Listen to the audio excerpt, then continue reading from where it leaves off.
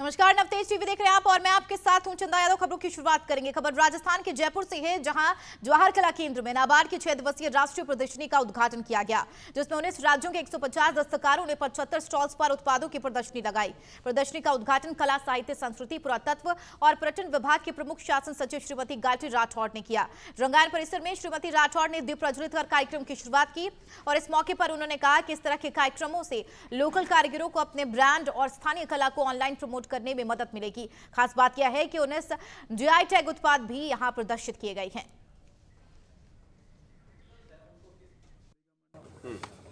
जैसा कि अब आप लोग देख रहे हैं, आज से जवाहर कला केंद्र में 6 दिवसीय पधारो हमारे शिल्पग्राम प्रदर्शनी लगाई गई है। नाबार्ड और जेकेके के संयुक्त तत्वाधान में ये एक नवाचार किया गया है।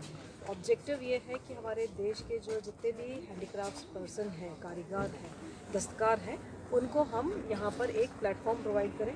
जेके के लिए कोई नई बात नहीं है, क्योंकि आपने देखा होगा कि कभी लोक रंग, कभी कोई अलग अलग छोटे मोटे उत्सव करके रस रंग, ऐसे कार्यक्रमों में हम लोग हमेशा ही आर्टिसंस को देते हैं प्लेटफॉर्म। अभी इस बार ये है कि दिसंबर के महीने में नाबार्ड के साथ पहली बार कर रहे हैं और आज हमने इनको यह भी सजेशन दिया है कि इसको एक रेगुलर फीचर बनाया जाए, क्योंकि जब भी इस तरह के मेले होते हैं जहाँ पे हैंडीक्राफ्ट पर्सन अपने खुद के उत्पाद लेकर के आते हैं, लोगों में भी बहुत ज़्यादा उसके प्रति उत्सुकता रहती है, क्योंकि वो बहुत, जिसको कहना चाहिए, ऑथेंटिक होता है। जो खुद बना रहा है वही उसको अपना मार्केटिंग कर रहा है, तो उससे एक बहुत उन्हें भी इकोनॉमिक सपोर्ट मिलता है। तो ये एक बहुत अच्छा इनिशिएटिव है और मैं चाहूँगी कि अधिक से अधिक लोग आकर के इन कलाकारों से रूबरू हों। चलिए, इस बीच बड़ी खबर आपको बता दें, जम्मू कश्मीर के राजौरी से, जहां पर मुठभेड़ में 3 जवान शहीद हो गए हैं और 3 जवान घायल बताए जा रहे हैं।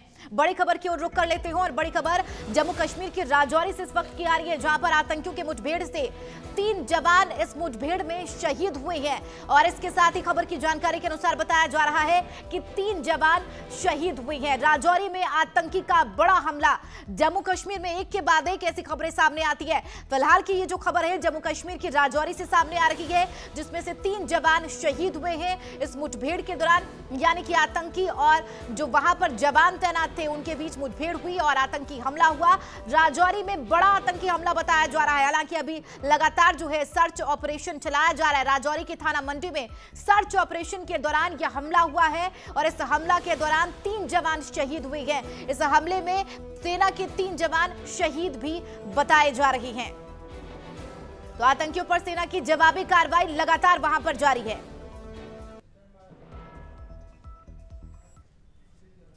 चित्तौड़गढ़ में पुलिस अवैध मादक पदार्थों की तस्करी की रोकथाम के लिए लगातार कार्रवाई कर रही है और इसी कड़ी में नारकोटिक्स विभाग ने अवैध अफीम के साथ एक युवक को गिरफ्तार किया। केंद्रीय नारकोटिक्स ब्यूरो चित्तौड़गढ़ के अधीक्षक शिव प्रसाद ने बताया है कि ब्यूरो को सूचना मिली थी कि एक युवक मोटरसाइकिल पर मादक पदार्थ लेकर जा रहा है। नारकोटिक्स को सूचना मिली थी कि ये एक बंदा, मोटरसाइकिल नंबर मिला था, ये बंदा, इस मोटरसाइकिल से एक बंदा आएगा जिसके पास इस तरह के मादक पदार्थ होने की संभावना थी। हम लोगों ने जा कर के, ये उदयपुर चित्तौड़ हाईवे है, इस पर एक होटल था, होटल के पास ही हम लोगों ने अपनी लगा रखी थी। सर्विलांस के दौरान ये आ गया और इसको रोक करके इसे जांच पड़ताल किए तो इसके पास 3.5 किलो अफीम पाई गई। अभी ये कहाँ से ले आया है ये ज़्यादा कंफर्म नहीं हो पा रहा है। और ये रहने वाला, ये जेतपुरा कला, चित्तौड़गढ़ जिले का ही भदेसर तहसील का रहने वाला। विकसित भारत संकल्प यात्रा को लेकर सहायक कृषि अधिकारी कार्यालय सोहेला में तैयारियां जोरों पर है। सहायक कृषि अधिकारी गोविंद प्रसाद मीणा ने बताया कि विकसित भारत यात्रा में नैनो यूरिया सहित केंद्र और राज्य सरकार की योजनाओं को आमजन तक पहुंचने को लेकर कार्य किया जा रहा है। और इस दौरान हमारे संवाददाता कजोड़ गुर्जर ने सहायक कृषि अधिकारी गोविंद प्रसाद से खास बातचीत की। भारत संकल्प यात्रा को लेकर तैयारियां जोरों पर चल रही है। वहीं दूसरी ओर बात करें तो स्वास्थ्य विभाग सहित अन्य विभाग भी अपनी योजनाओं को धरातल पर पहुंचाने में जुटे हुए हैं। वहीं दूसरी ओर कृषि विभाग भी अपनी योजनाओं को किसानों तक पहुंचाने में जुटा हुआ है। इस वक्त हम सोहेला के सहायक कृषि अधिकारी मौजूद है, उनसे जोड़ना चाहेंगे। देखिए सर, बात करें क्षेत्र में विकसित भारत संकल्प यात्रा को लेकर किस तरीके का तैयारियों में जुटे हुए हैं, किस तरीके के इंस्ट्रक्शन दिए जा रहे हैं, जो किसान हैं उनको किस तरीके से तैयार किया जा रहा है? देखो, विकसित भारत के बारे में हमारे जीडी साहब ने पूरा प्रशिक्षण दे दिया। उसमें हर ग्राम पंचायत में हमारी टीम पहुंचती है और विकसित भारत यात्रा के तहत हमारी कृषि विभाग की जो भी योजनाएं चल रही है उनको घर घर किसान तक पहुंचाना हमारा उद्देश्य है। उसमें जैसे सॉइल हेल्थ कार्ड है, अब सॉइल हेल्थ कार्ड ही हमने पूर्व में जो लिए उनके सॉइल हेल्थ कार्ड वितरण करेंगे, उनको समझाएंगे कि भाई सॉइल हेल्थ कार्ड का क्या उद्देश्य है, क्या मतलब है। और हर ग्राम पंचायत, हर ग्राम में से 5-5 मृदा सॉइल हेल्थ कार्ड के सैंपल भी ले रहे हैं हम, तो वो भी ले रहे हैं। और दूसरी बात, जो भी हमारे विभाग में योजना क्रियान्वित हो रही है उसको किसानों को विस्तार पूर्वक घर घर जाके समझाने का हमारा प्रयास है।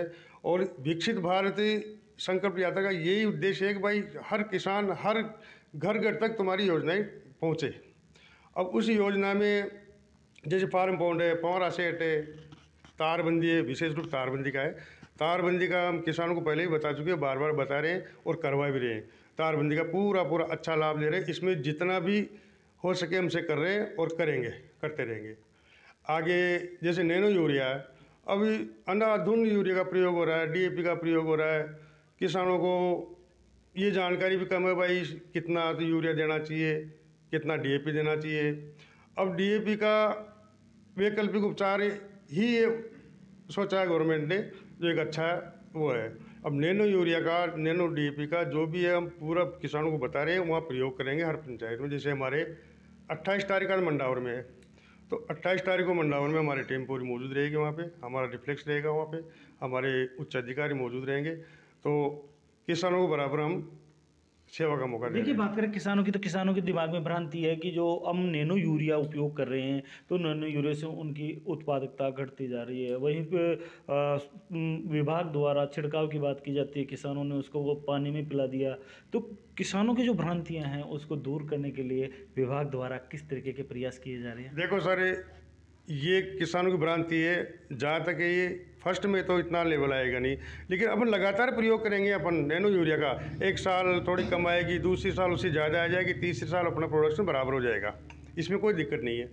नैनो यूरिया का फर्स्ट में थोड़ा थोड़ा करके उसको छोड़ना पड़ेगा, भाई करना तो पड़ेगा नहीं। कहाँ तक अपनी इसके वो पीछे जाएंगे। जैसे डीएपी बहुत महंगा बहुत मिल रहा है, उसको देना में बहुत परेशानी आती है। नैनो यूरिया का डायरेक्ट स्प्रे करो, 100% पूरा काम में आएगा वो नैनो यूरिया। नैनो डीएपी भी ऐसे ही है।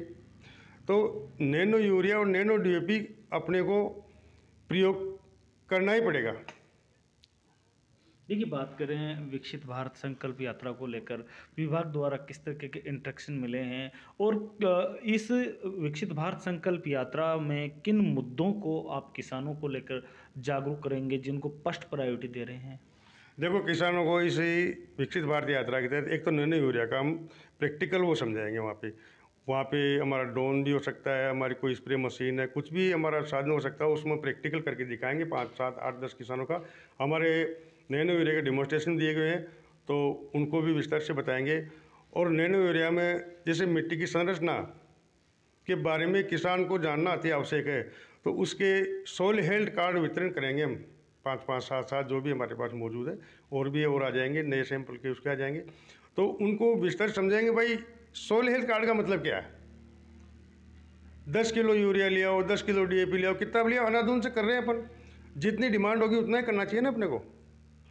भाई सॉइल हेल्थ कार्ड जैसे अपना स्वास्थ्य परीक्षण, अपना रिपोर्ट नहीं देते, वही उसकी मिट्टी का सॉइल हेल्थ कार्ड उसका परीक्षण है, उसके निचोड़ है उसके अंदर। तो उसी को हम किसानों को समझाएंगे। मेन तो ये है।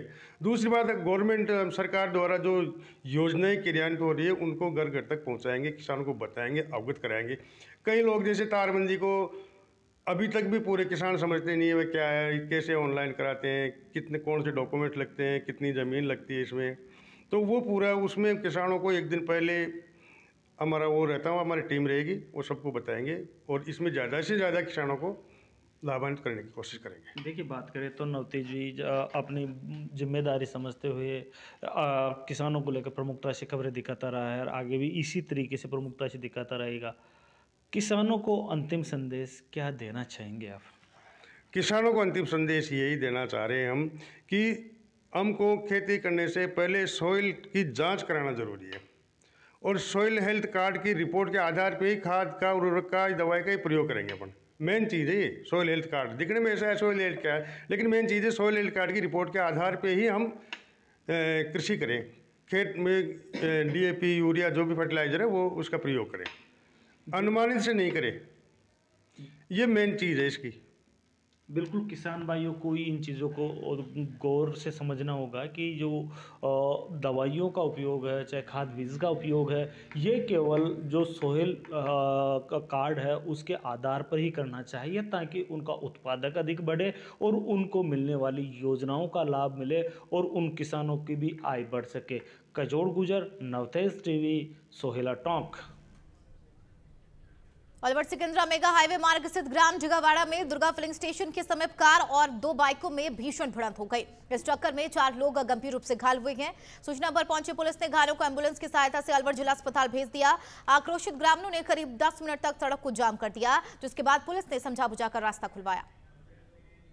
Bypass Candolim bypass petrol pump के पास में क्या क्या चीजों में हुआ? ये 2 बाइक थी और क्रेटा ने दी इनमें। अच्छा, हाँ जी। तो ये कहाँ से आ रही थी क्रेटा? क्रेटा अलवर साइड से जा रही, वो परली साइड से आ रहे, पिनान साइड, अच्छा, घड़ी सवेराम साइड से कांदोली बाईपास। कितने लोगों की लगी है? 4 लोगों की। पता लगा कुछ कहाँ के रहने वाले? ये एक तो है नीमड़ी वाला बिदर का प्यार सिंह गुजर, और एक है खुशीराम गुजर, और 7 वाले नहीं, 2 वालों को पता नहीं है कहाँ की है। अच्छा, 2 माला खड़ा है? हाँ, 2 माला खड़े हैं, आ रहे हैं वो रास्ते में। अच्छा, 2 को कहाँ पहुँचा है? 2 ही है हॉस्पिटल में, राजीव गांधी। मौके पे पुलिस आ गई थी क्या? मौके पे पुलिस नहीं, एम्बुलेंस गई। नहीं, मौके पे पुलिस पहुँच गई, गाड़ी वाड़ी हटा दी है क्या? बाद में गई। अच्छा, क्या भयंकर एक्सीडेंट है क्या? हाँ, भयंकर एक्सीडेंट। आपका क्या नाम है? मेरा नाम भागमल गुजर है। ये सर राजगढ़ और अलवर मेगा हाईवे जगावाड़ा के पास में अलवर की तरफ से क्रेटा गाड़ी आ रही थी और बाइक थी राजगढ़ की तरफ से आई थी। तो क्रेटा ने जैसे ही ओवरटेकिंग करी, दोनों में एक्सीडेंट हो गया। कितनी बाइकों को टक्कर मारी है?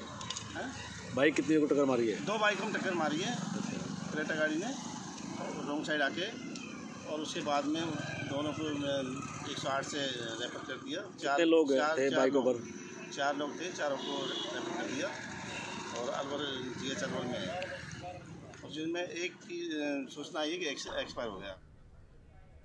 भरतपुर के रुबास कस्बे के सिसौद गांव में एक युवक पानी की टंकी पर चढ़ गया और विधायक को बुलाने की मांग करता रहा। युवक का कहना है कि वो विधायक के आने के बाद ही अपनी समस्या बताएगा। वहीं सूचना मिलने पर पुलिस के आला अधिकारी और SDM मौके पर पहुंचे और युवक को समझाने का प्रयास करते नजर आए।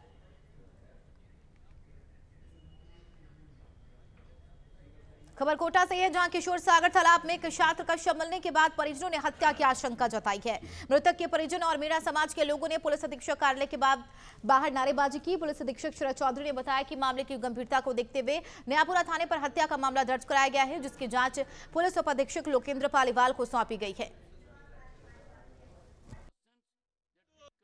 देखिए, 4 दिसंबर को एक बच्ची की लाश किशोर सागर तालाब से मिली थी, जिस पर मर्ग की कार्रवाई नयापुरा थाने पे दर्ज करवाई गई थी।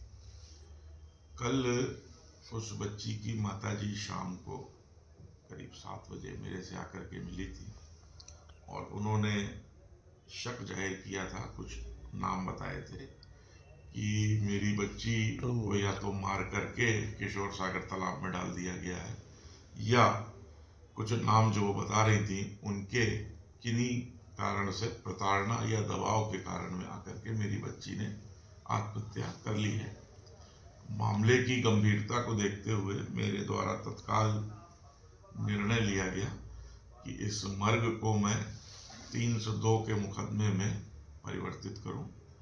तो तत्काल मेरे द्वारा कल ही आदेश निकाल दिए गए कि ये हत्या का मुकदमा दर्ज किया जाए, चूँकि मृतका बच्ची जो है वो मीणा समाज से, पर वो कोचिंग पहुंच ही नहीं पाई। तो रुद्र आया था मुझे बताने कि दिया कोचिंग नहीं गई। जब मैं कोचिंग गई तो कोचिंग नहीं थी। फिर 5:30 बजे कोचिंग आ गई थी। कोचिंग से फ़ोन किया जो कि मम्मी मैं घर पे आ रही हूँ, लेकिन वो घर पे नहीं आई। रुद्र का भी उसी टाइम कॉल आया था कि दिया आ गई, कि मैंने नहीं आई, कोचिंग आ गई, वो कोचिंग से निकलने वाली है, आ ही रही है घर पे, पर वो कोचिंग नहीं आई, घर नहीं आई। फिर उसके बाद सुबह मुझे पता चला कि वो तालाब में अखबार के जरिए कि दिया की मौत हो गई। फिर राजू सुमन का लड़का है ये, साथ पढ़ता था। अभी हाल फिलहाल ही एक दिव्या मीणा नाम की एक नाबालिग बच्ची का शव जो है वो नहर में मिला था, तो जिसको लेकर पहले ये आशंका जताई जा रही थी कि मैं उसने आत्महत्या की, लेकिन जिस तरीके से जो दिव्या के परिवार के जो लोग थे, उनकी माँ उनकी बहन के साथ में कुछ आपत्तिजनक लोग जो है वो गलत तरीके से उनको धमकियाँ दे रहे थे, उससे ये कहीं ना कहीं ये साबित होता है और ये महसूस होता है। लोगों को शुद्ध खाद्य पदार्थ उपलब्ध कराने के मकसद से चिकित्सा एवं स्वास्थ्य विभाग की टीम लगातार कार्रवाई कर रही है। इसी कड़ी में चिकित्सा एवं स्वास्थ्य विभाग की टीम ने टोंक जिले के गांव बरौनी में पहुंची, जहां साबरकांठा डेयरी के दुग्ध वाहनों से 10 से ज्यादा सैंपल लिए गए। हमारे संवाददाता ने खाद्य सुरक्षा अधिकारी सत्यनारायण गुजर से खास बातचीत की। स्वास्थ्य विभाग सख्त है और आज टोंक जिले के दोताना रोड पर स्वास्थ्य विभाग टीम द्वारा कार्रवाई जारी है। इस वक्त हम बात करें तो साबरकांठा जो डेयरी जाती है, यहाँ का ये रास्ता है और यहाँ पे जितने भी टोंक क्षेत्र की जो ब्लॉक की और निवाई ब्लॉक की जो गाड़ियाँ आती है, यहाँ पर आती है, यहाँ से उनका सैंपलिंग लिया जा रहा है। यहाँ पर स्वास्थ्य अधिकारी हमारे साथ मौजूद है, उनसे जोड़ना चाहेंगे। सर देखिए किस तरह की कार्रवाई है, क्या सूचना है और क्या कहेंगे आप इसको लेकर? ये जनरल चेकिंग है। इसमें दूध का कंजप्शन थोड़ा कम है, दूध की मात्रा ज़्यादा हो रही है, इसलिए हमने सेंट्रल गवर्नमेंट के द्वारा भी हमें सर्विलेंस के अंतर्गत कार्रवाई करने के निर्देश प्राप्त हुए हैं। उसमें आज हमने यहाँ बरौनी साबर डेयरी है, उसमें जितने भी ग्रामीण बूथ लगे हुए हैं वहाँ से दूध कलेक्ट करके यहाँ लाया जाता है। तो हम हर गाड़ी की चेकिंग करके उसे सर्विलेंस के तहत सैंपल लेकर के जांच के लिए भेजेंगे। उसमें अगर किसी तरह की कोई अनियमितता पाई जाती है तो उसमें आगे नियमानुसार कार्रवाई की जाएगी। देखिए सर, समय समय पर स्वास्थ्य विभाग द्वारा कार्रवाई की जाती है, जो मिलावटखोर है उनको क्या कहेंगे आप? टोंक जिले में मिलावटखोरों को मैं एक चेतावनी स्वरूप कहना चाहूँगा कि अगर इस ज़िले में किसी भी तरह की मिलावट करके आम उपभोक्ता के खिलाफ कोई को असुरक्षित खाद्य पदार्थ उपलब्ध कराने की चेष्टा करेगा तो जेल में होगा, उसके ऊपर नियमानुसार कार्रवाई होगी, उसको किसी भी तरह से बख्शा नहीं जाएगा। देखिए बात करें साल भर की, पिछले दिनों भी आपने सैंपल लिया है, अब तक कितने सैंपल जिले भर में लिए गए हैं और कितने जो स्वास्थ्य के साथ खिलवाड़ करते हैं उन लोगों को अंतिम परिणाम तक पहुँचाया? इस साल की मैं बात बताऊं आपको, लगभग 350 सैंपल हमने कलेक्ट किए हैं, उनमें से 100 सैंपल के आसपास उसमें मिलावट पाई गई है।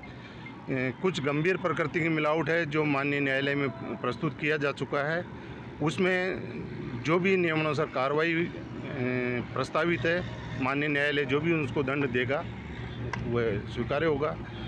आगे हम कार्रवाई कंटिन्यू जारी रखेंगे। राज्य सरकार और केंद्र सरकार की ऐसी मंशा है कि आम जनता को शुद्ध खाद्य पदार्थ उपलब्ध हो, इस लाइन लेंथ पे हम काम कर रहे हैं।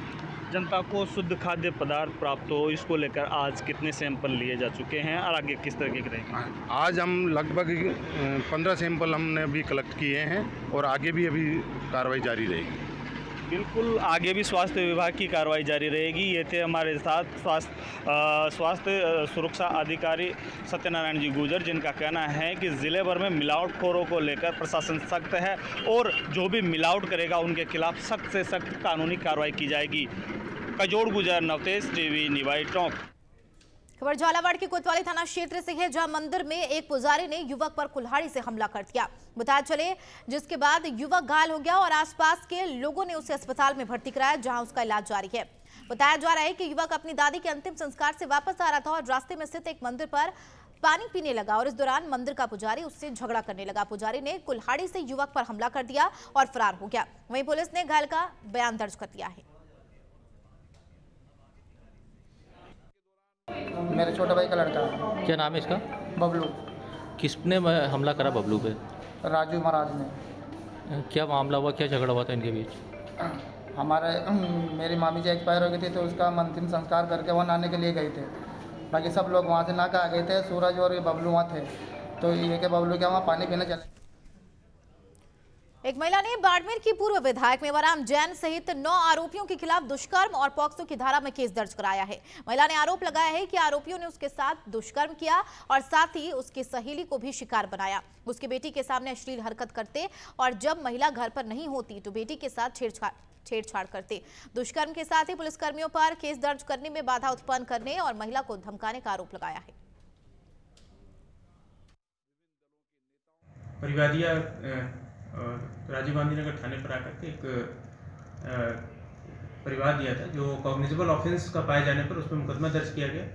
मामले की गंभीरता को देखते हुए एडीसीपी सिकाऊ को उसका इन्वेस्टिगेशन दिया गया है। त्वरित गति से अनुसंधान करके यह सुनिश्चित किया जाएगा कि जो भी अनुसंधान का नतीजा है तदनुसार कार्रवाई की जाए। 376D पॉक्सो एक्ट और इसके अलावा अन्य धाराएं इसमें लगी हैं, क्योंकि ये गंभीर प्रवृत्ति का अपराध है तो इसमें 164 के बयान कंपलसरी होते हैं। इसके अलावा मेडिकल और अन्य जो प्रक्रिया है वो अनुसंधान आईओ को जिसको दिया गया उसको ये निर्देशित किया गया है कि त्वरित गति से अनुसंधान करें और ये सुनिश्चित करें कि अनुसंधान का निष्कर्ष जल्द से जल्द।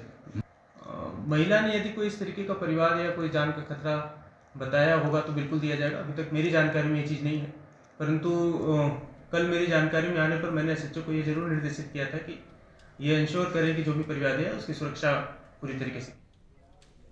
राजस्थान के अजमेर जिला पुलिस को बड़ी सफलता हाथ लगी है। पुलिस ने सुनार की दुकान में लाखों रुपए की कीमत के गहने चुराने वाले एक आरोपी को गिरफ्तार किया और 2 नाबालिग डिटेन किए हैं। पूरे मामले का खुलासा अजमेर जिला पुलिस अधीक्षक चुनाराम जाट ने दिया है। मामले की जानकारी देते हुए जिला पुलिस अधीक्षक चुनाराम जाट ने बताया कि अजमेर शहर के अंदर कुछ दिन पूर्व देर रात नया बाजार के पास सागर ज्वेलर्स की दुकान में अज्ञात बदमाशों ने ताले तोड़कर सोने चांदी के आभूषण सहित नकदी लेकर फरार हो गए थे, जिसके तहत गिरफ्तारी की गई है।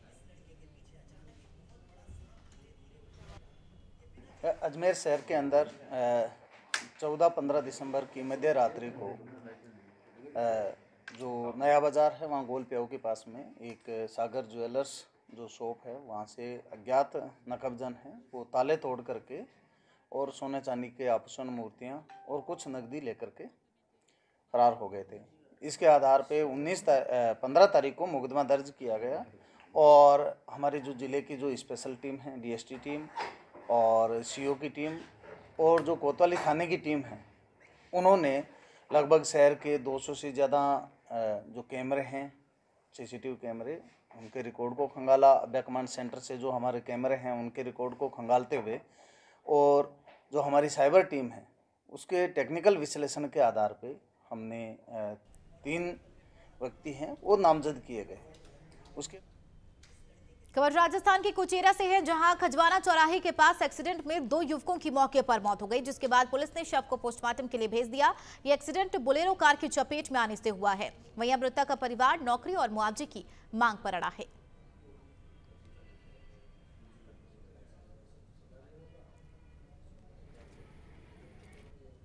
समाज के लोगों से अभी जो बात हुई उसके अंदर जो सरकारी योजनाएं हैं वो तो सारा लाभ मिलेगा ही मिलेगा। उसके अलावा 2 जनों को एक परिवार से एक जने को संविदा के ऊपर पार्क में काम करने पर लगाएंगे और रेवंत राम जी ने अपनी तरफ से भी जो घोषणा की वो ये बताया कि भाई उनके बच्चे 12th तक अगर इनकी स्कूल में पढ़ते हैं तो उनको फ्री ऑफ कॉस्ट बिना कोई फीस के आगे पढ़ाएंगे।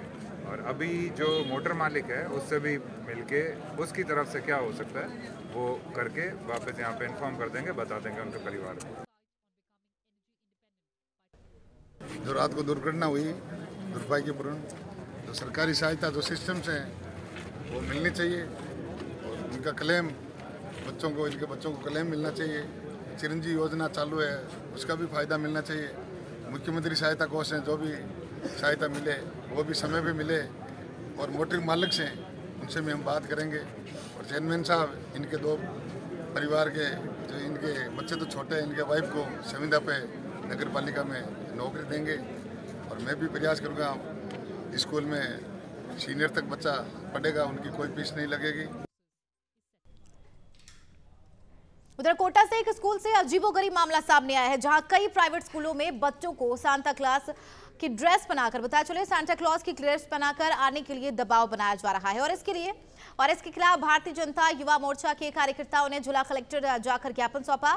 भारतीय जनता युवा मोर्चा के पूर्व जिलाध्यक्ष गिरिराज गौतम ने कहा है कि निजी स्कूलों की ओर से बच्चों को सांता क्लॉज की ड्रेस पहनने का दबाव बनाया जा रहा है, जो कि बिल्कुल गलत है।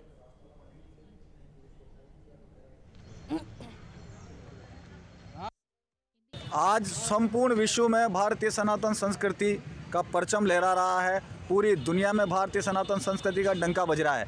वहीं दूसरी ओर कोटा में कई निजी विद्यालय क्रिसमस के नाम पर बच्चों को, उनके अभिभावकों को बाध्य कर रहे हैं कि वो क्रिसमस के दिन सांता की ड्रेस पहन के आएँ, जोकर बन के आएँ, ऐसी वेशभूषा पहन के आएँ। हम किसी धर्म का विरोध नहीं करते, सभी धर्मों का सम्मान भारत की धरती पर है, लेकिन ये सनातन संस्कृति का राष्ट्र है, ऋषि मुनियों का राष्ट्र है और इसके अंदर पाश्चात्य संस्कृति का पक्ष धर्म नहीं है। हम लगातार पाश्चात्य संस्कृति के विरोधी रहे हैं। आज हमने कलेक्टर महोदय को ज्ञापन देकर ये आग्रह किया है कि ऐसे जितने भी निजी विद्यालय हैं जो क्रिसमस के नाम पर बच्चों पर दबाव बना रहे हैं कि आप इस तरह की ड्रेस पहन कर आएँ, इस त्यौहार को मनाएं, स्कूल के नियमों का हवाला देकर अभिभावकों पर दबाव बना रहे हैं, जबकि न तो अभिभावक चाहते हैं न बच्चे चाहते हैं, वो भारतीय सनातन संस्कृति को अपनाना चाहते हैं। लेकिन कई विद्यालय इस तरह की हरकतें कर रहे हैं। हमने कहा है कि ऐसे सभी निजी विद्यालयों को पाबंद किया जाए और अगर उसके बावजूद भी कोई निजी विद्यालय इस तरह का दबाव बनाता है तो उसकी जिम्मेदारी और हमारे पास सूचना आती है तो उस विद्यालय के खिलाफ जो भी। श्रीगंगानगर विश्वास फाउंडेशन संस्था की ओर से आने वाले 27 दिसंबर से 30 दिसंबर तक होने वाली मेडिटेशन सत्संग समागम किया जाएगा और जिसके लिए हनुमानगढ़ रोड स्थित विश्वास विद्या मंदिर परिसर में एक प्रेस वार्ता का आयोजन किया गया। विद्यालय परिसर में 4 दिनों में 8 मेडिटेशन सेशन लगेंगे और इन मेडिटेशन सेशनों में शहर के अनेक प्रतिष्ठित लोग ध्यान से जुड़ेंगे।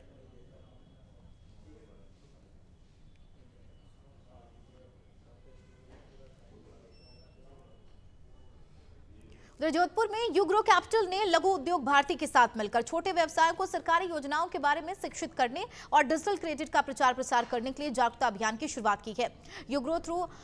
बताया चले युग्रो कैपिटल के संस्थापक शाचीन्द्र नाथ ने बताया है कि MSME ऋण पर केंद्रित एक डेटाटेक NBFC कंपनी है जो लघु उद्योग भारती के साथ मिलकर काम करती है, जो राजस्थान के जोधपुर में स्थित लघु उद्योग भारती सूक्ष्म उद्यमों की सहायता और प्रोत्साहन के लिए समर्पित एक संगठन है।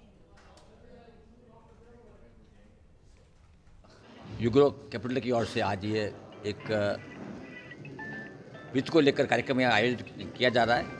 इसमें हमारे प्रमुख उद्यमी भी हैं, साथ में कुछ ऐसे हमने स्टूडेंट को इसमें यहाँ बुलाया है जो अभी इसके डेवलपमेंट की ट्रेनिंग ले रहे हैं और ट्रेनिंग के बाद में अपना खुद का व्यापार शुरू कर जाते हैं। अभी जैसे आपने एक MD साहब से क्वेश्चन किया था कि जब सरकारी बैंक ऑलरेडी लोन दे रही है तो आप लोगों को कौन प्रोवाइड देगा, तो बिल्कुल सही बात है, सरकारी लोन दे रही है, लेकिन आपने ये भी नोट किया होगा कि सरकारी जितने बैंक हैं वो बड़े जितने भी जो लोनी है जिनकी रिक्वायरमेंट करोड़ों में है उनको लोन बड़ा आसान से मिल जाता है, लेकिन जिनकी रिक्वायरमेंट 2 लाख, 5 लाख, 10 लाख या 25 लाख से कम है उनको लोन लेने में बहुत बड़ी तकलीफ आती है।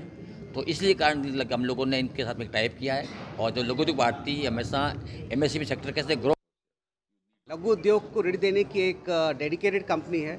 विगत 5 वर्षों में हमने कोशिश की है कि भारतवर्ष में जो ऋण की समस्या है उसको हम दूर कर सकें। 8,000 करोड़ से ज़्यादा का लोन हमने मुहैया कराया है, करीब 70,000 से ज़्यादा कस्टमर को दिया है। हमको ऐसा लगता था कि हमारे देश के जो छोटे बिजनेस हैं, छोटे व्यापारी हैं, उनको जो ये ऋण की समस्या है वो कई कारणों से आती है, तो एक बहुत मैसिव अवेयरनेस करने की आवश्यकता है। और इससे हमारा सौभाग्य है कि लघु उद्योग भारती ने हमारे साथ ये साझेदारी की है, जिसमें हम देश के 100 से ज़्यादा लोकेशन पे जाके छोटे बिजनेसेस को ऋण लेने के लिए क्या करने की ज़रूरत है वो हम बता पाएंगे अपने एक्सपीरियंस से। देखिए, ऐसा होता है कि बड़े बैंक, हम देश के 10 बड़े बैंकों के साथ भी काम करते हैं। बैंकों का जो ऋण देने का जो तरीका, उनको छोटे बिजनेस को जो समझने का तरीका होता है और जो हम NBFC या फिनटेक कर पाते हैं उसमें बहुत बड़ा फ़र्क है। तो जो हमारे जो देखने का तौर तरीका है, हम बहुत डेटा, GST, बैंकिंग, जो हमारे देश में एक जिसको हम बोलते हैं भारत बदल रहा है, तो ये जो डेटा नया इंजन क्रिएट हुआ है हम उसके बेसिस पे लेंड करते हैं। और जहाँ तक ऋण की ब्याज की दर की बात है, क्योंकि हम बैंकों से पार्टनरशिप करते हैं तो हम बहुत ही कॉम्पिटिटिव रेट पे करते हैं।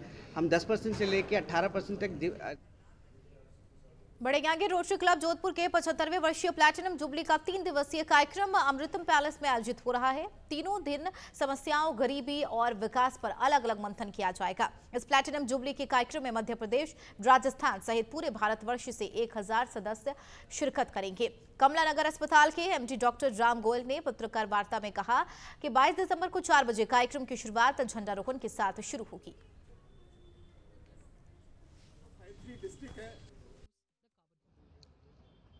रोटरी का ये प्रांतीय अधिवेशन 22, 23, 24 दिसंबर को अमृतम पैलेस जोधपुर में होने जा रहा है।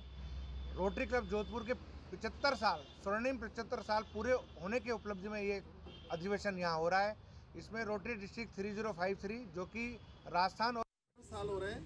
हमारा क्लब जो है, जो हमारी 3053 डिस्ट्रिक्ट है, रोटरी के अंदर अलग अलग डिस्ट्रिक्ट्स होती हैं, तो उसका समय पुराने क्लब्स में से है। कोलायत को धार्मिक नगरी कहा जाता है। यहाँ धार्मिक अनुष्ठान चलते रहते हैं। कोलायत के कपिल सरोवर परिसर में लक्ष्मी नरसिंह महायज्ञ आयोजित हुआ है, जो यहाँ 5 दिनों तक चलेगा। बता दें, कोलायत में यह महायज्ञ 5 दिनों तक चलना है, जिसका आज दूसरा दिन है। पहले दिन कलश यात्रा निकाली गई, दूसरे दिन यज्ञ में आहुति देने के लिए दूर दराज से लोग पहुंचे। इस आयोजन की जानकारी देते हुए लोगों ने बताया कि क्षेत्र में सुख शांति और शुद्ध वातावरण बनाए रखने के लिए यज्ञ का आयोजन किया गया।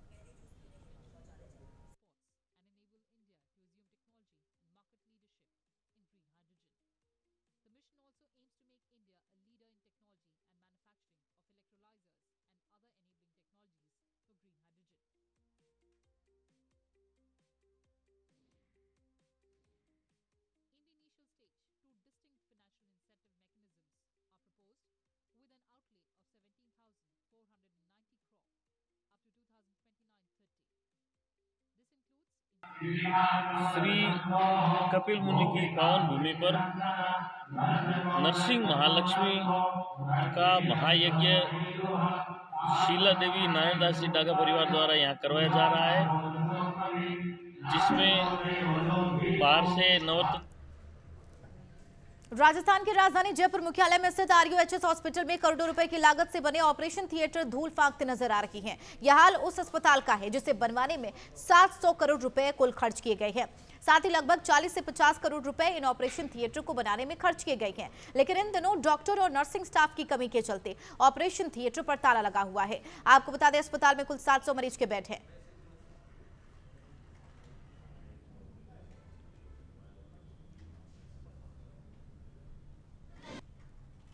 राजस्थान की राजधानी जयपुर पर कई सरकारें आई और कई सरकारें चली गई, लेकिन जब सरकारें आती हैं तो सभी सुविधाओं को लोगों को देने का प्रयास करती है।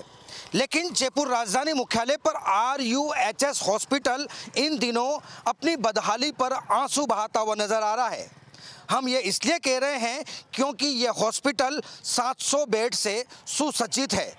कुल यहाँ पर 9 ऑपरेशन थिएटर हैं, जो वर्तमान में 4 ऑपरेशन थिएटर रनिंग में चल रहे हैं, जिनका उपयोग किया जा रहा है। लेकिन 5 ऑपरेशन थिएटर अभी भी हाल फिलहाल में बंद हैं। कहा जा सकता है कि स्टाफ और डॉक्टरों की कमी के चलते यहाँ पर पूरी तरीके से लोगों को सुविधाएं नहीं मिल पा रही है। हालांकि सरकारें जब आती हैं तो वो बड़े बड़े दावे करती हैं, लेकिन सरकारों के दावे धरातल पर कितने सक्सेसफुल हैं, क्या वो दावे धरातल पर क्या सच में साबित होते हैं? ऐसी कुछ तस्वीर राजधानी जयपुर मुख्यालय पर नजर आई। RUHS हॉस्पिटल में इन दिनों स्टाफ की कमी के चलते यह हॉस्पिटल बदहाली पर आंसू बहाता हुआ नजर आ रहा है। हालांकि यहाँ पर जितने तमाम बड़े अधिकारी हैं, वो किसी भी ऑथेंटिक बयान या फिर आधिकारिक तौर पर बयान देने से कैमरे के सामने से बचते हुए नजर आ रहे हैं। लेकिन बात वही करेंगे क्योंकि सरकार, हालांकि इस हॉस्पिटल के बारे में बता दूं कि इस हॉस्पिटल को 4 मार्च 2019 को तत्कालीन मुख्यमंत्री अशोक गहलोत ने इसका उद्घाटन किया था।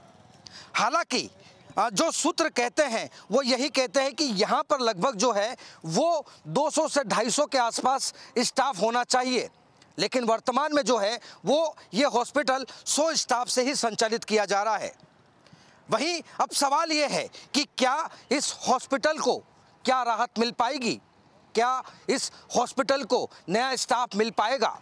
जो ऑपरेशन थिएटर पिछले कई सालों से बंद हैं, क्या वो 5 ऑपरेशन थिएटर क्या फिर से चालू हो पाएंगे? क्या यहाँ की जनता को ये तमाम सुविधाएं उपलब्ध हो पाएगी? ऐसे कई अनसुलझे सवाल हैं जिनका जवाब अभी पूरी तरीके से आना बाकी है। लेकिन सवाल तो वही खड़े होते हैं कि क्या इतने सालों में क्या सरकार ने एक बड़ी बिल्डिंग तो बना दी, लेकिन बिना स्टाफ के और स्टाफ की कमी के चलते ये हॉस्पिटल आज भी स्टाफ के आने का इंतज़ार कर रहा है। हालांकि यहाँ पर अभी वर्तमान में जूनियर से लेकर के सीनियर डॉक्टर्स मौजूद हैं, लेकिन उतनी तादाद में नहीं है जितनी तादाद में इस हॉस्पिटल में स्टाफ होना चाहिए। अब नवतेज टीवी जो है वो वर्तमान की बीजेपी सरकार और मुख्यमंत्री भजनलाल शर्मा के संज्ञान में ये मामला लाने का प्रयास कर रही है कि जल्द ही यदि इस हॉस्पिटल में स्टाफ मिलता है, डॉक्टर मिलते हैं, तो जल्द ही एक नई सुविधाओं का आयाम स्थापित होगा। कैमरा पर्सन विनोद के साथ Surendra Soni, Navtej TV, Jaipur. Rajasthan pharmacy counselling में एक बार फिर बड़ा फर्जीवाड़ा सामने आया। स्टेट ओपन स्कूल और national university of open schooling की फर्जी अंक तालिकाओं से रजिस्ट्रेशन का मामला सामने आया है। वहीं फर्जी डिप्लोमा और डिग्री से रजिस्ट्रेशन के मामले सामने आए हैं। इस फार्मेसी काउंसिलिंग की रजिस्ट्रेशन की पूरी प्रक्रिया अब सवाल खड़े होते नजर आ रहे हैं। इस रजिस्ट्रेशन में यह भी ध्यान रखा गया है कि डिप्लोमा या डिग्रियां फर्जी तो नहीं है।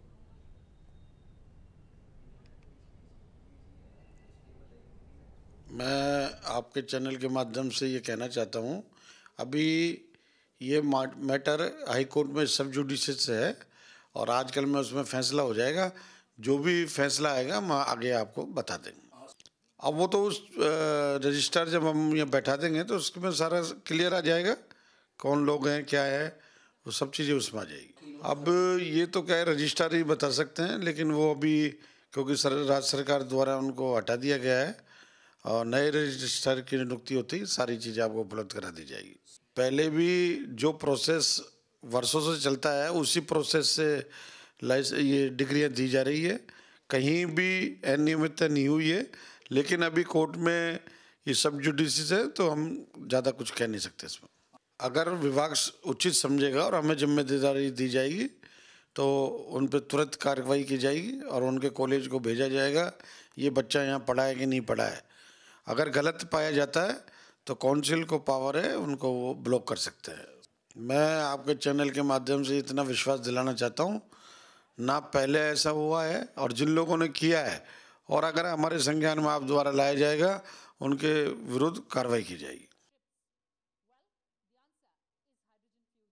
राजस्थान फार्मेसी काउंसिल के अंदर फार्मासिस्ट रजिस्ट्रेशन और वहाँ पे वित्तीय अनियमितताओं की शिकायतें राज्य सरकार, लोकायुक्त और हमारे कमिश्नरेट में प्राप्त हो रही थी, जिसकी जांच के लिए हमारे आयुक्त महोदय के द्वारा 5 टीमें गठित की गई, जिनके द्वारा बिहार, उत्तर प्रदेश, हिमाचल प्रदेश, उत्तराखंड, मध्य प्रदेश में जाके जो शिकायत में यूनिवर्सिटीज़ का उल्लेख था उन वहाँ पे जांच की गई, काउंसिल्स में जांच की गई और जांच में ये पाया गया कि शिकायत के अधिकांश तथ्य सही हैं और तथ्यों के सही पाए जाने पर हमारे द्वारा राज्य सरकार को इस बारे में अवगत कराया गया कि फर्जी डिग्री के आधार पर राजस्थान फार्मेसी काउंसिल में रजिस्ट्रेशन हुए हैं और ऐसे रजिस्ट्रेशंस पे फार्मेसी एक्ट के तहत कार्रवाई करने के लिए हमारे आयुक्त महोदय के द्वारा प्रेसिडेंट राजस्थान फार्मेसी काउंसिल को लिखा गया है कि वह नियमानुसार कार्रवाई करें। साथ ही हमारे जो डिस्ट्रिक्ट्स के अंदर लाइसेंसिंग अथॉरिटीज़ हैं उनको भी हमने कहा है कि यदि ऐसे अभ्यर्थी यदि लाइसेंस के लिए आवेदन करते हैं तो उनके खिलाफ भी नियमानुसार प्रक्रिया अपनाते हुए कार्रवाई की जाए। अभी हमारे पास 101 जो अभ्यर्थियों के मामले आए थे, जिसमें से 50% से ज़्यादा राजस्थान फार्मेसी काउंसिल में पंजीकृत पाए गए हैं। नहीं, इसके लिए एक एक्शन प्लान तैयार करके कार्रवाई की जाएगी तो निश्चित रूप से इस पे रोक लग सकेगी। राजस्थान में वैसे कई फर्जीवाड़े के मामले सामने आते हैं, लेकिन राजस्थान में एक बार फिर से फार्मेसी काउंसलिंग फर्जीवाड़े के नाम से इन दिनों काफ़ी सुर्खियां बटोर रहा है। बात कर लेते हैं कि इस काउंसलिंग में लगभग अलग अलग राज्यों से यानी कि हिमाचल, एमपी, यूपी, झारखंड और बिहार के 101 अभ्यर्थियों ने फर्जी डिप्लोमा की डिग्रियां हासिल कर फार्मेसी काउंसलिंग में रजिस्ट्रेशन करवा दिया। वहीं फार्मेसी के अध्यक्ष उपाध्यक्ष की लापरवाही के चलते अब ये मामला कहीं न कहीं सुर्खियों में आता हुआ नजर आया है। लेकिन खाद्य सुरक्षा एवं आपूर्ति और औषधि नियंत्रक के जो कमिश्नर हैं, साथ ही साथ जिस पूरे प्रकरण की जांच करने वाले अजय फाटक, जिन्होंने इस पूरे प्रकरण पर जांच की और 101 अभ्यर्थियों के खिलाफ अब विभाग एक्शन करता हुआ नजर आ रहा है। लेकिन सबसे बड़ा सवाल यह है कि क्या काउंसलिंग के अधिकारी क्या इन डिग्रियों की जांच करना भूल गए या फिर यूं ही लिपापोती के चलते इस पूरे प्रकरण को अंजाम दिया गया। लेकिन विभाग की सतर्कता और सजगता के चलते अब यह मामला कहीं न कहीं जांच के घेरे में है। वहीं अब आयुक्त के साथ जांच अधिकारी भी पूरी तरीके से एक्शन मोड में नजर आ रहे हैं। जयपुर मुख्यालय पर फार्मेसी काउंसलिंग में राजस्थान से बाहर से विश्वविद्यालय से फर्जी अंक तालिका और डिग्रियां लाकर फार्मेसी में रजिस्ट्रेशन करवाया गया। वहीं हिमाचल, मध्य प्रदेश, यूपी, झारखंड और बिहार से अभ्यर्थियों ने अलग अलग विश्वविद्यालय से फर्जी अंक तालिका और डिग्रियों को लाकर राजस्थान फार्मेसी काउंसलिंग में रजिस्ट्रेशन करवा दिया। जब पूरा मामला सामने आया तो अब अधिकारी भी एक्शन करते नजर आए। वहीं इस पूरे मामले पर food safety drug control commissioner के औषधि नियंत्रक अजय फाटके से नवतेज टीवी ने खास बातचीत की। वैसे राजस्थान में आपने देखा है कि आए दिन कई फर्जीवाड़े सामने आते हैं, लेकिन जब अधिकारी सजग होते हैं तो ऐसे फर्जीवाड़ों पर तुरंत रोक लग जाती है। ऐसा ही कुछ फर्जीवाड़ा फार्मेसी काउंसलिंग में नज़र आया।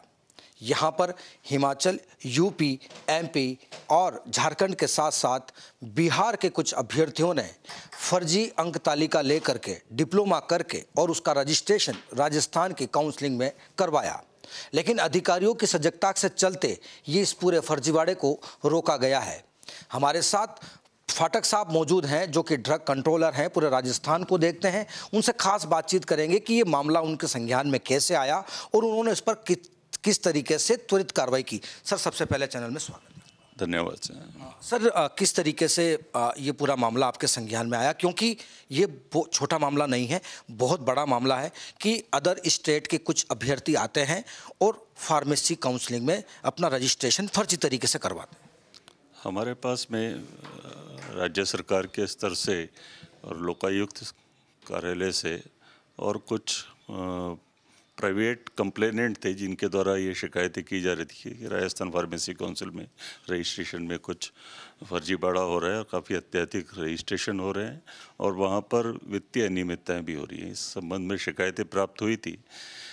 इसी एक शिकायत के ऊपर हमारे आयुक्त महोदय के द्वारा एक 5 सदस्यीय कमेटी का गठन किया गया, जिनके द्वारा बिहार, उत्तर प्रदेश, हिमाचल प्रदेश, मध्य प्रदेश जाके वहाँ पर जो इंस्टीट्यूशंस के बारे में शिकायतें थी उनका सत्यापन कराया गया और सत्यापन में जो शिकायत के तथ्य थे वो अधिकांश सही पाए गए।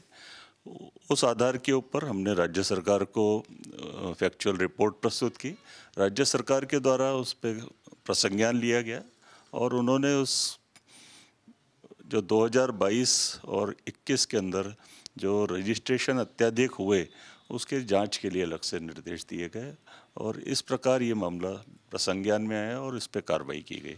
सर, अब तक इस पूरे प्रकरण में कितने ऐसे अभ्यर्थी हैं जो बाहर अदर स्टेट से यहाँ आए और उन्होंने जो है वो फर्जी तरीके से रजिस्ट्रेशन करवाया, क्योंकि आप पूरे मामले को बारीकी से जांच कर रहे हैं? नहीं, अभी तो हमारे पास 101 जो कंप्लेंट के इश्यूज थे उसको हमने जांच किए, तो उसमें 50% ऐसे अभ्यर्थी हमने पाए हैं जो कि फर्जी रजिस्ट्रेशंस डिग्री के आधार के ऊपर उनके रजिस्ट्रेशन हुए और उसमें से 4 लोगों ने जो भर्ती परीक्षा थी उसके अंदर भी भाग लिया, तो उसके लिए भी हमने भर्ती जो सीफू ऑर्गेनाइज कर रही है उसको इत्तला कर दी है। सर, जिस तरीके से मामला जैसे ही आपके संज्ञान में आया, आपने तुरंत प्रभाव से इस पर एक्शन लिया। क्या लगता है कि यहाँ पर जो रजिस्ट्रार हैं उनकी तरफ से कोई चूक हुई है? अब इस चूक को कैसे सुधारा जाए? नहीं, ऐसा है कि रजिस्ट्रेशन की जो एक प्रोसेस है उसका एक मापदंड निर्धारित होना चाहिए और उस मापदंड के अनुरूप सारी प्रक्रियाएं की जानी चाहिए। यदि अचानक 2022 के अंदर रजिस्ट्रेशन ज़्यादा हुए तो उसका कॉज ढूंढने की आवश्यकता थी और उसके ऊपर एक्शन लेने की आवश्यकता थी। यदि रजिस्ट्रेशन जो आवेदकों के द्वारा किए गए हैं उसके अंदर ऐसे भी मामले आए हैं जिसके अंदर रजिस्ट्रार राजस्थान फार्मेसी काउंसिल को संबंधित यूनिवर्सिटी के द्वारा अवगत करा दिया था कि ये हमारे यहाँ के स्टूडेंट नहीं है, लेकिन ऐसी एप्लीकेशंस को खारिज नहीं किया गया। यदि उनको खारिज किया जाता या उन पे उसी समय संबंधितों के विरुद्ध FIR दर्ज की जाती तो निश्चित रूप से इसके ऊपर पहले अंकुश लगाया जा सकता था, जिसमें कहीं ना कहीं चूक हुई है। सर, अभी 101 में से सारे अभ्यर्थियों को उनको ब्लैक लिस्टेड किया गया है या उनकी डिग्रियों को रद्द किया गया है या फिर उनको किसी कानून के दायरे में लेकर के इन पर कोई एक्शन किया जा रहा है या जहां जिन अधिकारियों की चूक रही है उन पर एक्शन किया जाए? ऐसा है कि हमारे आयुक्त महोदय के द्वारा इस संबंध में प्रेसिडेंट राजस्थान फार्मेसी काउंसिल को पत्र लिखा गया है और उनको बताया गया है कि हमने जांच के अंदर इतने अभ्यर्थी पाए जो कि जिनकी योग्यता नहीं होते हुए उनको रजिस्ट्रेशन कर दिया है, तो इनको फार्मेसी एक्ट के अधिनियम के तहत इन पे कार्रवाई की जाए और इसके अंदर दोनों ही कार्रवाइयाँ हैं, नाम उनका हटाया भी जाए और उसके साथ जो भी लीगल कार्रवाई की जानी वो की जाए। सर, क्या लग रहा है कि आने वाले समय में ऐसी फर्जीवाड़े को रोकने के लिए हमने ग्रास रूट लेवल पर किस तरीके से प्लानिंग तैयार की है? क्या अब प्लानिंग हमें करने की तैयारी में है या हमने प्लान कर चुके हैं? तो इसको हम इम्प्लीमेंट कैसे करेंगे ताकि भविष्य में ऐसे फर्जीवाड़े सामने ना आए? नहीं, ऐसा है कि Rajasthan pharmacy council autonomous body है, फार्मासिस्ट रजिस्ट्रेशन उनका कार्य है, तो इसके अंदर अभी जो भी अध्यक्ष या रजिस्ट्रार हैं वो प्राइवेट हैं, तो इस संबंध में राज्य सरकार कोई ना कोई आवश्यक निर्णय ले कि भाई इसके अंदर कैसे हम सरकारी जो हैं अधिकारी है उनको उसमें पदस्थापित करें, जैसे कि दूसरे काउंसिल्स के अंदर है, वहाँ पे अध्यक्ष या रजिस्ट्रार जो हैं वो कोई ना कोई राजकीय सेवा से होता है, तो एक थोड़ा सा एक भय का रहता है, उसको एक ऑफिस प्रोसीजरल्स और उनको फॉलो करने का एक तरीका होता है, तो वह करना चाहिए। सर, ये जितने भी काउंसलर, जितने भी काउंसलिंग रजिस्ट्रार ऑफिस होते हैं, क्या आप इस बात को मानते हैं कि अगर वहाँ पर अगर प्रशासनिक महकमे का अगर कोई अधिकारी रहेगा तो ऐसे फर्जीवाड़ों पर तुरंत एक्शन होगा और आई थिंक ऐसे फर्जीवाड़े कभी सामने नहीं आए? डेफिनेटली अगर इस प्रकार प्रशासनिक अधिकारी होगा तो उसका प्रशासनिक नियंत्रण होगा और गलत पाए गए व्यक्तियों के खिलाफ तुरंत कार्रवाई अगर होती है तो निश्चित रूप से इस पर अंकुश लगाया जा सकता है। सर, आखिरी और अंतिम सवाल करूंगा कि सर, राजस्थान के जैसे कि अगर मैं बांसवाड़ा, डूंगरपुर, प्रतापगढ़ की भी बात करूं तो यहाँ पर ड्रग कंट्रोलर टीम नहीं है, जिसकी वजह से कहीं न कहीं कुछ घटनाएं सामने आती हैं, चाहे हम RO के पानी के नाम पर फर्जीवाड़ा देख लें, चाहे हम मेडिकल्स को लेकर के बात कर लें, तो क्या अब लग रहा है कि विभाग को जल्द ही भर्ती करनी चाहिए ताकि इन पर एक अच्छा नियंत्रण हम पा सकें? नहीं, ऐसा है कि हमारे commissionerate food safety and drug control के अंदर हर ज़िले के अंदर हमारे अधिकारी पदस्थापित हैं, ड्रग कंट्रोल ऑफिसर्स और असिस्टेंट ड्रग कंट्रोलर। तो जहाँ कहीं पे भी इस प्रकार की कोई अनियमितता प्राप्त होती है तो हमारे यहाँ के अधिकारी त्वरित कार्रवाई करते हैं। तो अभी हमारे यहाँ पे 90 के 90+ ऑफिसर्स हैं जो कि drug control officers different districts के अंदर पदस्थापित हैं और इसी प्रकार 36 हमारे यहाँ पे असिस्टेंट ड्रग कंट्रोलर हैं जो कि स्टेट के अंदर कार्यरत हैं। सर, आने वाले समय में क्या लगता है कि अदर स्टेट से जो भी अभ्यर्थी आ रहे हैं अंक तालिका लेकर के, डिप्लोमा लेकर के, उन पर नियंत्रण के लिए क्या ऐसी कोई टीम गठित होनी चाहिए या उन पर ऐसा कोई सो मोटो एक बड़ी रणनीति बनाई जा सकती है? क्या बननी चाहिए जिससे ऐसे फर्जीवाड़ों को रोका जा सके और ऐसे मामले सामने नहीं आए? इसके लिए कोई ना कोई एक स्टैंडर्ड ऑपरेटिंग प्रोसीजरल्स डेवलप किया जाना चाहिए और उसको फॉलो किया जाना चाहिए और इंटरस्टेट कम्युनिकेशंस होना चाहिए, क्योंकि नए नए यूनिवर्सिटीज़ हर एक प्रांतों में स्टार्ट हो गई हैं। तो अगर हमारा कोऑर्डिनेशन अच्छा होगा और IT सॉल्यूशंस हमारे पास में होंगे तो डेफिनेटली हम अच्छा कर सकेंगे। बिल्कुल, ये थे हमारे साथ में तमाम पूरे फर्जीवाड़े की जो बारीकी से जांच कर रहे हैं, ये तमाम बातें और ये जांच इनके द्वारा ही की जा रही है। लेकिन जिस तरीके से फार्मेसी काउंसलिंग में जो 101 अभ्यर्थियों के डिप्लोमा रजिस्ट्रेशन और फर्जीवाड़ा जो सामने आया है, उस पर अब खाद्य एवं औषधि नियंत्रालय या यूं कहें कि कमिश्नरेट के तमाम आला अधिकारी अब बड़ा एक्शन करते हुए नज़र आ रहे हैं। वहीं भविष्य में ऐसे फर्जीवाड़े ना हों, उसको लेकर के भी ग्रास रूट लेवल पर प्लान तैयार किया जा रहा है। वहीं अब देखने वाली बात होगी कि क्या जिन अधिकारियों की लापरवाही रही या जो रजिस्ट्रार हैं या उप रजिस्ट्रार हैं, उनकी जो भी लापरवाही रही, क्या उन पर भी एक बड़ा एक्शन होगा, ये तस्वीर भी देखने की होगी। कैमरा पर्सन विनोद के साथ सुरेंद्र सोनी, नवतेज टीवी, जयपुर। उदयपुर में राज्यपाल कलराज मिश्र ने मोहनलाल सुखाड़िया विश्वविद्यालय के 31वें दीक्षांत समारोह को संबोधित करते हुए सन 2047 तक देश को विश्व की तीसरी सबसे बड़ी अर्थव्यवस्था बनाने की बात कही है। स्कूल, कॉलेज और विश्वविद्यालय पाठ्यक्रमों को उद्यमिता आधारित रोजगार दिए जाने पर जोर दिया है।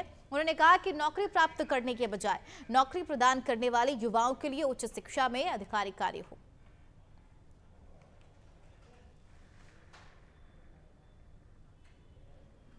उधर अलवर में उपराष्ट्रपति जगदीप धनखड़ का टीएमसी पार्टी सांसद द्वारा मिमिक्री कर अपमान किए जाने पर भाजपा अल्पसंख्यक मोर्चा सिख समाज में आक्रोश है।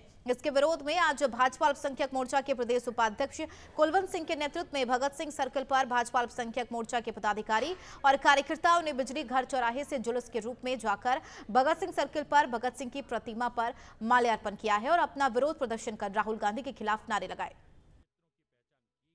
आज हम सब इसलिए इकट्ठा हुए हैं क्योंकि ये बेशरम पार्टी जो कांग्रेस और टीएमसी पार्टी के जो सांसद ने पार्लियामेंट में जो इतना घृणित काम किया है, हमारे देश के उप राष्ट्रपति धनखड़ साहब के बारे में जो इतना घटिया शब्द इस्तेमाल किया है, उसकी नकल की है पार्लियामेंट में। पहले तो ये घिनौना काम किया इन्होंने, पार्लियामेंट को बेइज्जत किया इन्होंने।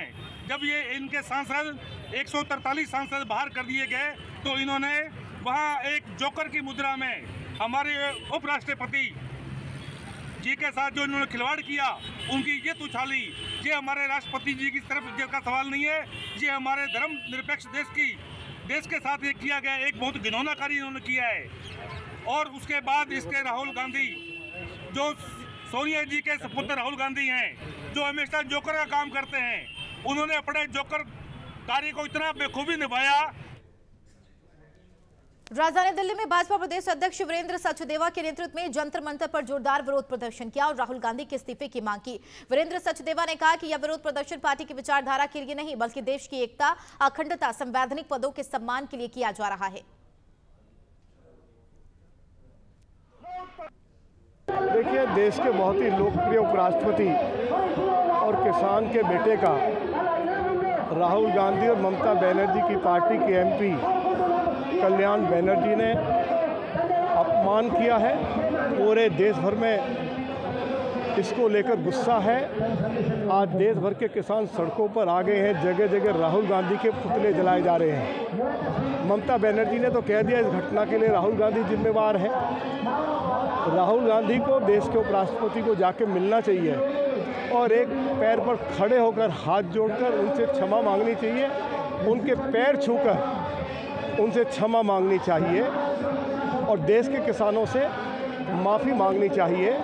और ममता बनर्जी को अपनी पार्टी के एमपी कल्याण बनर्जी को पार्टी से निष्कासित कर देना चाहिए। जब तक देश के राष्ट्रपति किसी राजनीतिक पार्टी का हिस्सा नहीं है, उपराष्ट्रपति किसी राजनीतिक पार्टी का हिस्सा नहीं है, मुझे समझ नहीं आता कि राहुल गांधी का उनसे क्या दुश्मनी है कि उनका उनका दोष इतना ही है क्योंकि वो किसान परिवार से आते हैं, वो एक जाट परिवार से आते हैं, पिछड़े वर्ग से आते हैं। कभी प्रधानमंत्री का मजाक बनाया जाता है, कभी राष्ट्रपति का, कभी उपराष्ट्रपति का। भारत की देश की सर्वोच्च संस्थाओं का मजाक बनाना कांग्रेस और विपक्ष के लोगों की आदत पड़ गई है और इनके पास मुद्दे नहीं है, जनता की लड़ाई लड़ने में ये सक्षम नहीं है। इसलिए ये संसद के परिसर का भी दुरुपयोग करने में लगे हैं और हमारा कहना है कि तमाम लोगों के खिलाफ सख्त से सख्त कार्रवाई होनी चाहिए, वरना देश के 40 करोड़ जनता ने जो देखा है।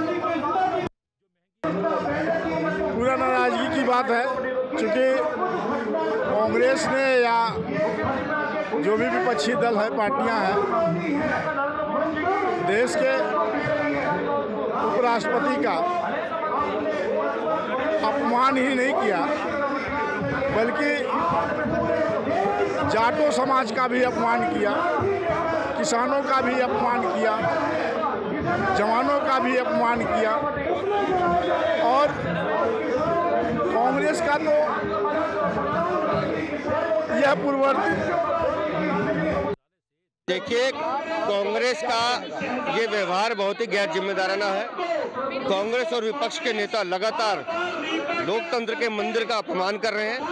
उनका व्यवहार गरिमा की हद से बहुत नीचे गिरकर है और कांग्रेस की जो सोच है वो सामंतवादी सोच है। वो कभी बर्दाश्त नहीं कर सकती कि एक छोटे परिवार से कोई आदमी उठ के ऊपर आ जाए। एक गरीब चाय बेचने वाले का बेटा अगर प्रधानमंत्री बनता है तो कांग्रेस से मिला उठती है। आज एक गरीब किसान का बेटा जो साधारण से परिवार से उठकर आज भारत के महामहिम उपराष्ट्रपति हैं, तो वो भी कांग्रेस को बर्दाश्त नहीं हो रहा और वो कुंठा उनके व्यवहार में नजर आती है।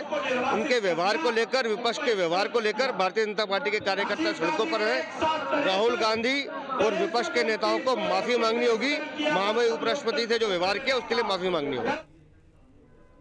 बठिंडा पुलिस के सीआईए स्टाफ को उस समय एक सफलता हाथ लगी जब टीम को गश्त और चेकिंग के दौरान गामझुदा के बस स्टैंड के पास एक कार बरामद हुई है। चेकिंग करने पर उस कार में 3 लोगों को गिरफ्तार किया गया, जिनके कब्जे से 400 हेरोइन बरामद की गई है। पुलिस ने गिरफ्तार आरोपियों को अदालत में पेश किया है।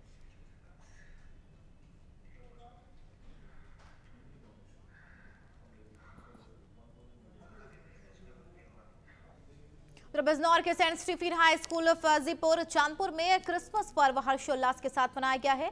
स्कूल बच्चों ने सांस्कृतिक कार्यक्रम प्रस्तुत कर सभी का मन मोह लिया। बच्चों को सुंदर प्रस्तुति पेश करने पर स्कूल के फादर शीजू जॉर्ज ने पुरस्कार देकर सम्मानित किया। साथ ही कहा, बच्चे देश का भविष्य होते हैं।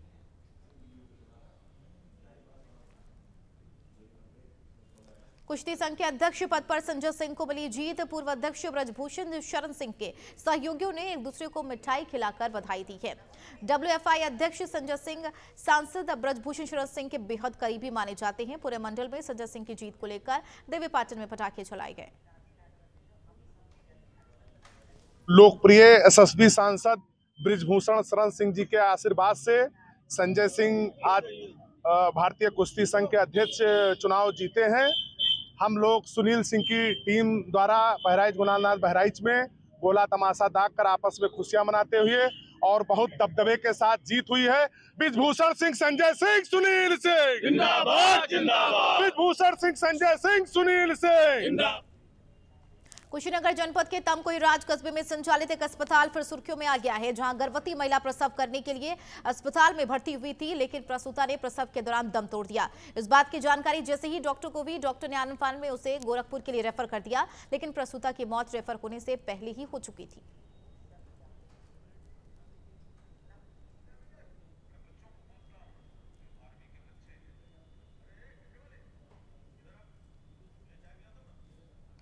यहाँ पे रात को एक कैजुअलिटी हुई है, लेकिन मौके पर आने पर यहाँ ना कोई डॉक्टर मिला है, ना कोई स्टाफ मिला है और ना ही कोई बीएसटी और ना ही कोई रजिस्ट्रेशन का पेपर मिला है। इसीलिए हॉस्पिटल तो रजिस्टर्ड है, उसके बावजूद भी न रहना क्या दर्शाता है? नहीं रहना, कोई स्टाफ रहना चाहिए। यहाँ कैजुअलिटी हुई है, ना बीएसटी है पेशेंट का, ना कोई रजिस्टर्ड है यहाँ पे, ना कोई स्टाफ है। क्या किसकी कमी मानते हैं? ये तो मैनेजमेंट की, इसकी हॉस्पिटल मैनेजमेंट, हॉस्पिटल डॉक्टर। तारिया सुजान, अच्छा क्या हुआ था वहाँ अस्पताल पे? बहुत भीड़ लगी है, क्या हुआ है? भीड़ लगी था, डिलीवरी का हुआ था तो हम लाए थे। किसकी डिलीवरी थी? मेरी बहू को डिलीवरी कराने के लिए। क्या नाम था बहू का? सपना नाम था। अच्छा, कहाँ कब शादी हुई थी उसकी? 2018 में हुई थी। कहाँ उसका मायके कहाँ है? राजा इरौली है। राजा इरौली है। और उसके पति अभी? उसके पति बाहर है, वो आने वाले थे 22 तारीख। क्या नाम है उसके पति का? पूरे जनपद एटा में क्रिटिकल केयर यूनिट निर्माणाधीन यूनिट का औचक निरीक्षण किया। निर्माण में अनियमितता देखकर भाजपा विधायक भड़क गए और कायदाई संस्था के ठेकेदार को जमकर फटकार लगाई है। जात्रा में निर्माणाधीन यूनिट में मानकों से खिलवाड़ किया जा रहा था। निर्माण में कच्ची मिट्टी का प्रयोग किया जा रहा था, वहीं बिना सेफ्टी किट के मजदूर निर्माण कार्य में जुटे हुए थे। मानक के अनुरूप ना बनाए हैं, कहीं पे मोटे हैं, कहीं पतरे हैं, कहीं पे टेढ़े हैं, सब ऐसे ही बने हैं। और लेंटर में इन्हें ज्यादातर 2.5 सूत की सरिया को प्रयोग करो। सरिया जो है टेस्टिंग के लिए जाए तो ये 550 डी है ही ना, लोकल सरिया लगाई जा रही 550 डी लिखी है। ISI तो सभी होते हैं, लेकिन टाटा की, सेल की या जिंदल पैंथर की, इनमें से लगना चाहिए।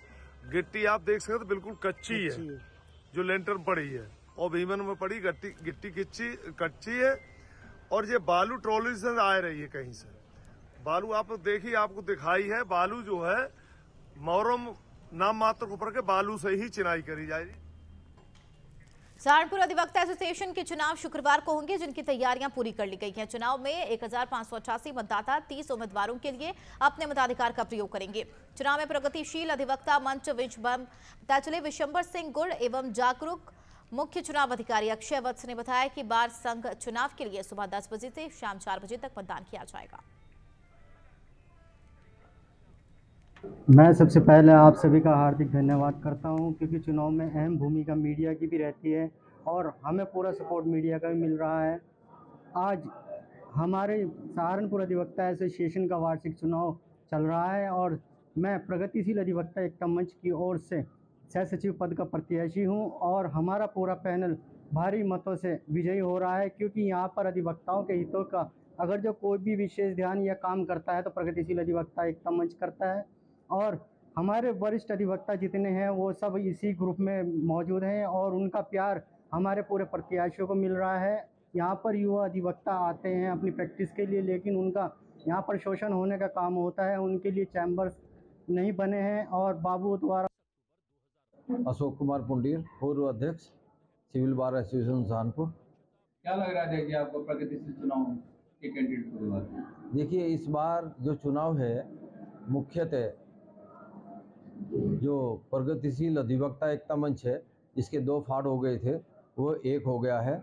और चूंकि बुराई के खिलाफ हम लोग इकट्ठा हुए हैं, तो प्रगतिशील अधिवक्ता एकता मंच जो नए जो हमारे अधिवक्ता आते हैं सिविल कोर्ट में प्रांगण में प्रैक्टिस करने के लिए, उन्हें जो परेशानी होती है उनकी परेशानियों को हल करने के लिए, और जो सुविधा यहाँ लाइब्रेरी की होनी चाहिए, जो यहाँ सुविधा यहाँ बार।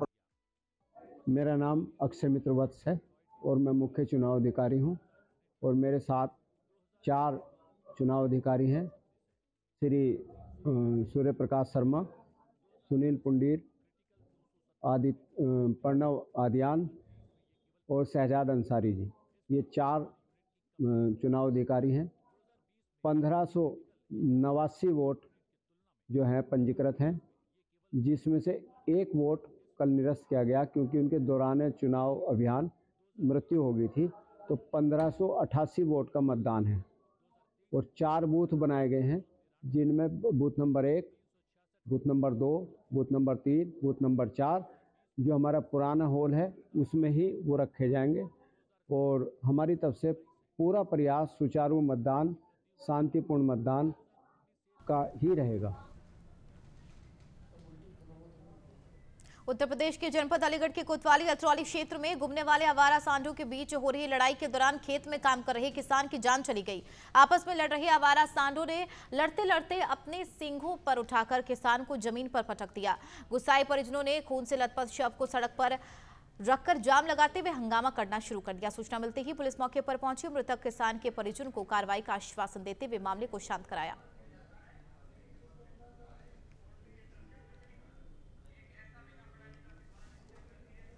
देखिए, ये अशोक पुत्र बदन सिंह, जिनकी उम्र लगभग 45 वर्ष है, जो कि मोहम्मदपुर बड़ेरा गांव के रहने वाले हैं, जो कि थाना अतरौली क्षेत्र में आता है। आज सुबह की ये घटना है कि ये जो है अपने खेत पर काम कर रहे थे, जैसा कि हमें तहरीर प्राप्त हुई है, और वहाँ पर एक सांड आया और सांड ने जो है इनके ऊपर हमला कर दिया, जिसकी वजह से इनकी दुखद मृत्यु हो गई है। तो इस संबंध में थाना स्तर से जो है तत्काल जो है जो शव है उसको हिरासत में लेकर के और उसका जो है पंचायतनामा और पोस्टमार्टम की कार्रवाई कराई जा रही है। चलिए इसी के साथ खबरों में मेरे साथ इतना ही। बनी रहे नवतेज टीवी के साथ। नमस्कार।